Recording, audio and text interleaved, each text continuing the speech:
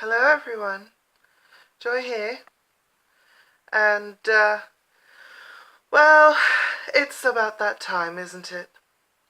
For someone who makes as many videos as me on controversial topics, it was sooner or later sort of inevitable that I would make one about race. So, first of all, I need to address the elephant in the room. Before I start, I need to acknowledge that black and white, yes, okay, they are technically considered shades, not colours, but fuck pedantry. So, firstly, what is race? Well, it's pretty much an invented social construct, the boundaries of which have fluctuated over time. So, for example, Irish and Greek were once considered their own races, but now natives of both places have been accepted into the umbrella term of white European. It's largely accepted anyway that they're the same. And of course, let's not forget the whole Aryan race myth perpetuated by Nazis, and we're going to circle back to that. Still, skin tone plays a part in establishing what people believe as race, and varying degrees of melanin is used to determine what race someone belongs to, except that that's not really true. I mean, compare my natural pale skin to someone of Asian origin and, well, yeah, it's roughly the same tone, but we're considered different races. Also consider that my skin tone varies from those of others within my own racial category. And if you can't reach much of a consensus based on that alone, so skin tone, not everything. So with our categories needing more clarification, we look to other physiological features, such as the things that anthropologists use, skull shape, or the thing that I more need to use, at least I used to, was hair type.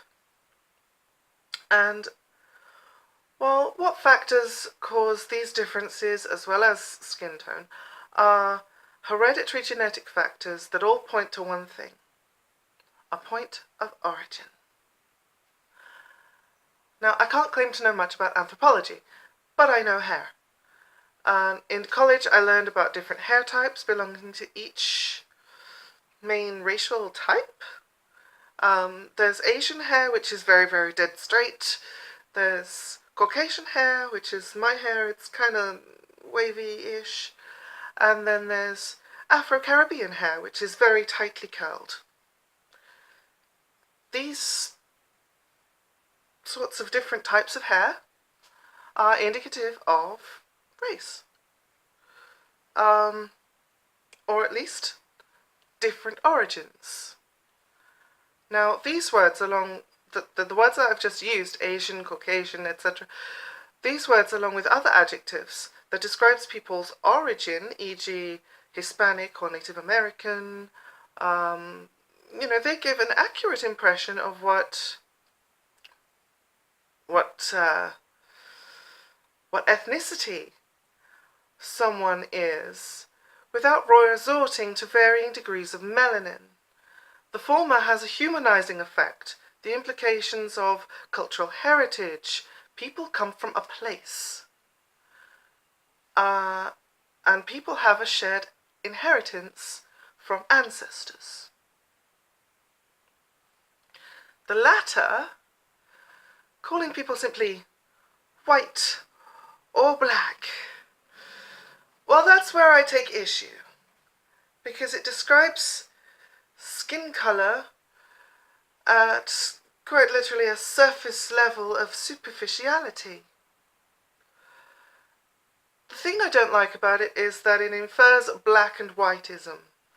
Like, It's an either-or situation, as if mixed race people aren't a thing, or that other races don't exist.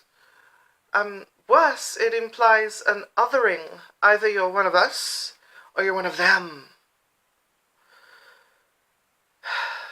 One of the other things I also don't like about it is that it's inaccurate. I am not white. This is white. This is black. People aren't those colors. People aren't either. Look, my skin is something of a, I don't know how to describe this. It's like a peachy colored ivory-ish with all of this junk on it as well. My skin is colored in, if you will. It's not any one particular thing. So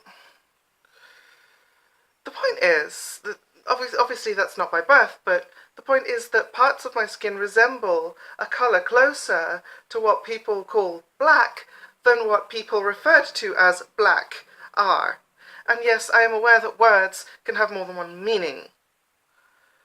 But what I'm trying to establish here are the reasons why I don't like the terms black and white when referring to people. There's a dehumanizing effect going on that seeks to divide people into arbitrary categories. Which, yeah, if that gets left unchecked, guess what you have? Nazis. Godwin's law, right? Okay, so I'm going to tell a little bit of a story. When I was in year 8 at school, as part of the RE education curriculum, we had to learn about racism. I don't know why that was part of RE, but it was pretty much a damning tale of slavery. Whites did this and blacks did that, and blacks did this and whites that, and hang on a minute, what? I just hated it. I just hated it, and this is part of the reason why I don't consider myself with a label of white.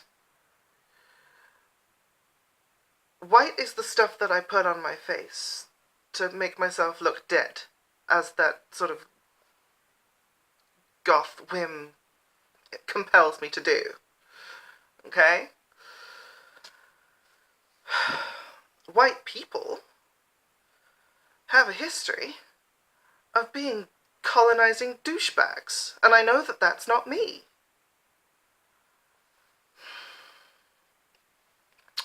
If I had to put a label onto my ethnic heritage at all, and I would rather not do so, I would have to call myself Caucasian European-ish with a hint of Jew in there, I think. And this is why I hate census forms and the like, and I've acted petulantly in the past when dealing with those, because I consider myself a citizen of the planet Earth, like we all are. We are all members of the human race. Now I know it's far too utopian and, you know, it's idealistic to think that colorblindness is the answer, when clearly people are still being mistreated for being of different races. And I'm not saying it's just fuck labels, because it's cool to fuck the labels and, you know, it's groovy to be anti-establishment, which it kind of is, but that's not the reason. I mean that we don't need any more reasons to divide ourselves than we already have. This whole inference of white people, conjures up images of white supremacy. And it's just not me.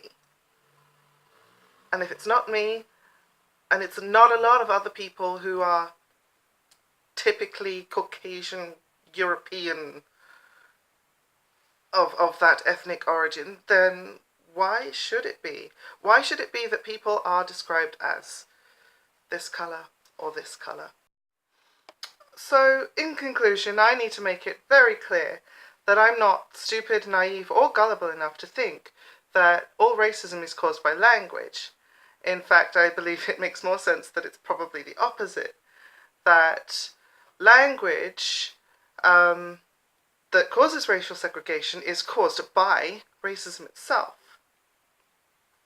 Now, I don't mean to disavow anyone who does choose to use the label of white or black for themselves, but I just don't feel it's very helpful, because I won't deny that there's the link that language has to thought process, and that linguistic features can reinforce certain kinds of thought patterns.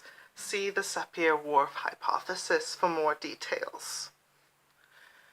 Anyway, that's it from me for today. I will hopefully see you soon with another controversial video. Bye!